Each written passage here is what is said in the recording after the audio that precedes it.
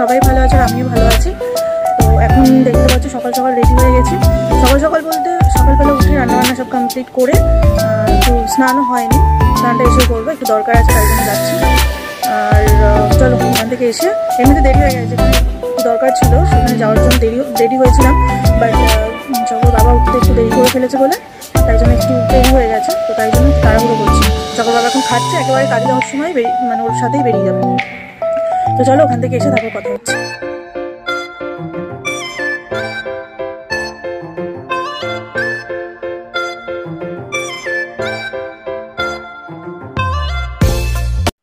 এখন বাজে হচ্ছে 1:45 আর আমার স্নান করা হয়ে গেছে, দেখতে পাচ্ছ মাথায় গামছা পেঁচিয়ে আছি, শ্যাম্পু করলাম। এবার হচ্ছে আজকে বৌভাতে যে শাড়িটা পরবো সেটা হচ্ছে রেডি করে রাখবো, মানে কুচি করে রাখবো। দেখাচ্ছি তোমাদের কোন শাড়িটা পরবো না। তো দেখো আজকে এই শাড়িটা পরবো, পুরো টকটকে লাল যাকে বলে সেরকম হ্যাংলুমের শাড়ি।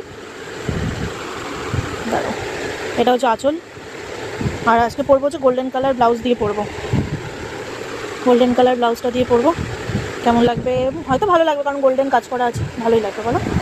আমি না জানি যে আমার শাড়ি পরানোর মতন হেল্প করার মতন কেউ নেই, তো তাই জন্য আমি কী করি, কুচি আর পিন করে সেফটি পিন বা আমি বড় বড় ফোর্ট দিয়ে সেলাই করে রেখে দিই। শুধু পরার সময় সেলাই সুতোটা টান দিই, আর না হলে সেফটি পিন লাগলে সেফটি পিনটা খুলে দিই, ব্যাস পরে নিই। কোনো শাড়ি পরার কোনো মানে ঝামেলাই থাকে না, যে এই পরিয়ে দাও ওই পরিয়ে দাও, কুচি ধরো এই ধরো, পুরো প্রপারভাবে আমি করে ভাঁজ করে দড়িতে রেখে দিই, ব্যাস পরার সময় শুরু করে নিই শাড়িটা।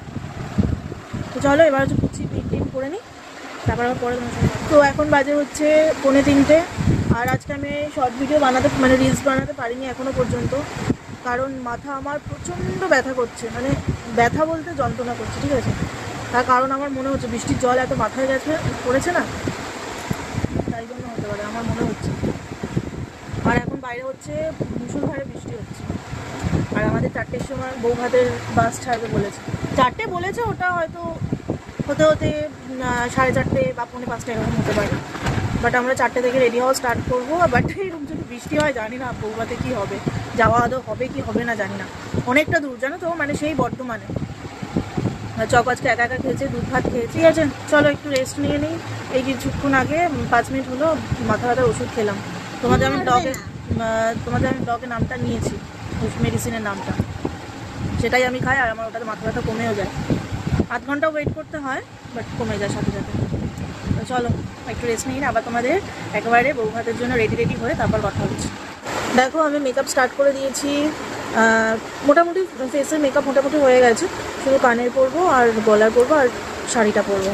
আর এই যে চকোকেও রেডি করে দিয়েছি, চকো পিঙ্ক লিপস্টিক করেছে আর আমি রেড লিপস্টিক করেছি, বিকজ আমি রেড কালার শাড়ি পরবো। তো চলো, চকোর বাবা এখনো আসেনি, দেখি চলে আসবে বললো তো তাড়াতাড়ি, যখন আসে চলো।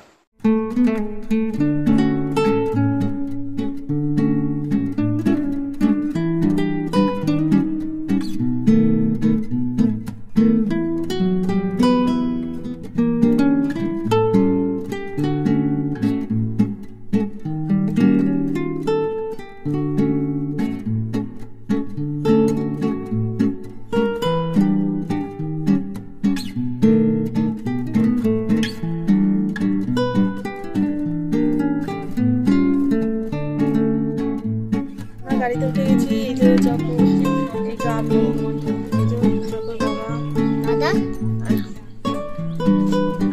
এখানে সিটে বসে আছে, মাথা দেখা যাচ্ছে, চকোর দাদা বসে আছে।